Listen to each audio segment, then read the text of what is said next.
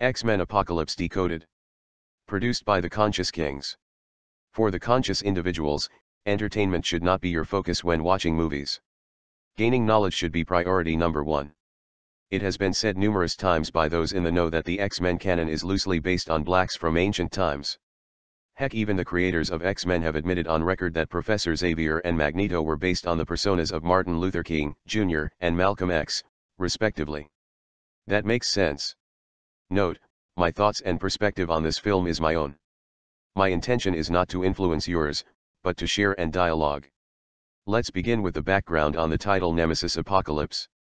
And for your own benefit, please disregard the tired plot of good versus evil so you can understand clearer.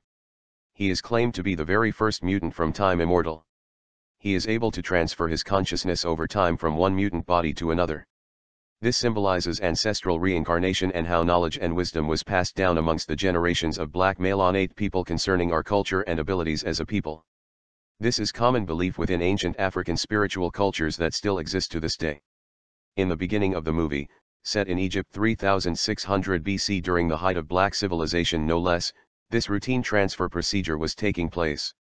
It occurs in one of the Great Pyramids, with the help of the Horsemen of Apocalypse and Egyptian guards, who are white Arabic of course, as well as the rest of the population.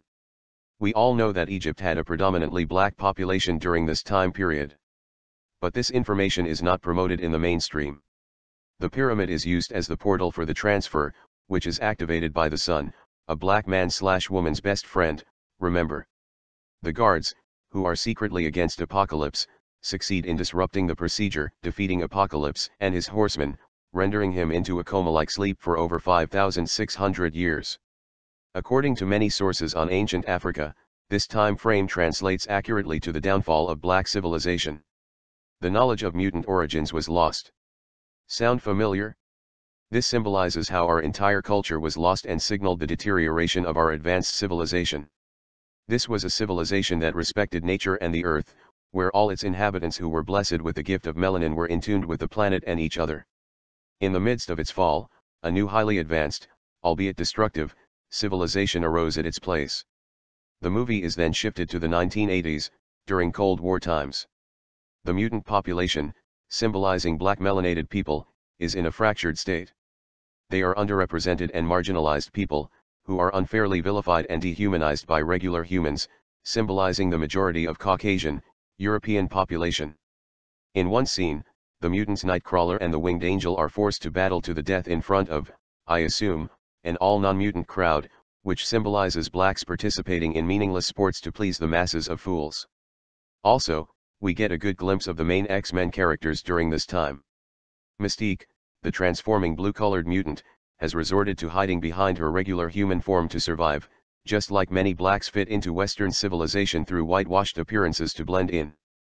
The mutant king of metal Magneto, with the persona of Malcolm X, remember, has succumbed to a regular human life of metal making, go figure, with a wife and mutant child on the side. He understands the true nature of regular people he serves but only wishes to live a life away from his past transgressions, symbolizing his black radicalism, towards the powers that be in the previous X-Men installments.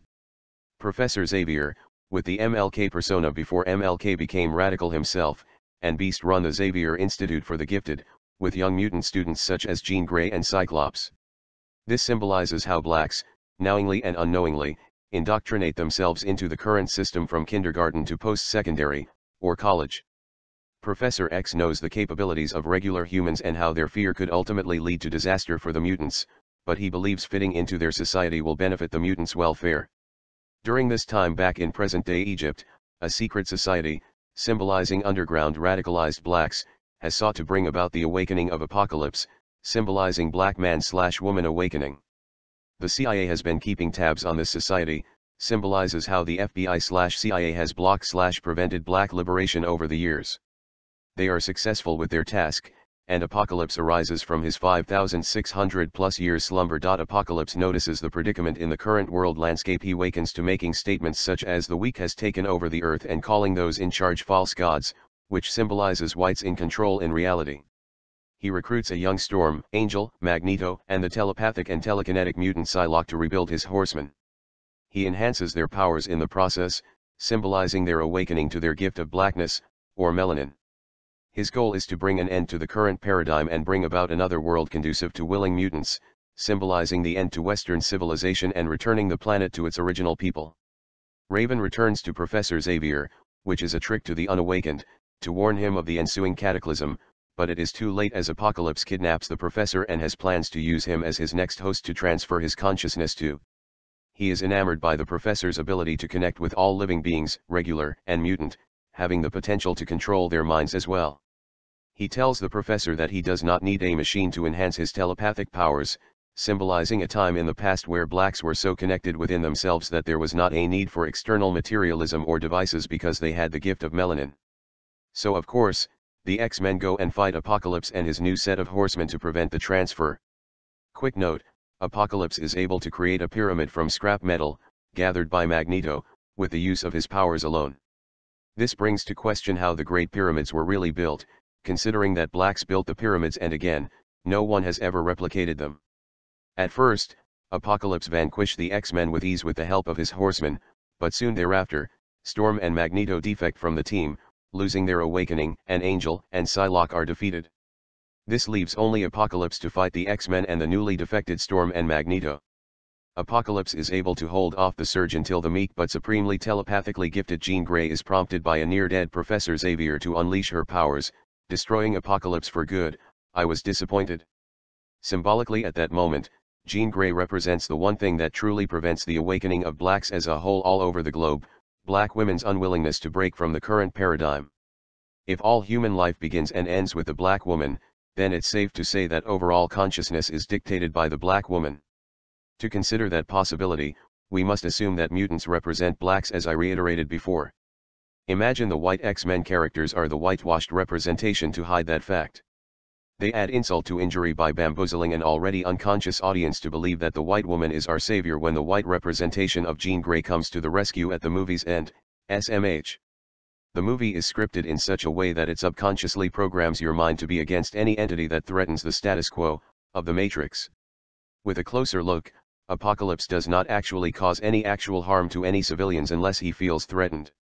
And any mutants that were harmed, it was caused in part by their ignorance to protect the status quo, choosing not to embrace or even consider Apocalypse's perspective/point of view.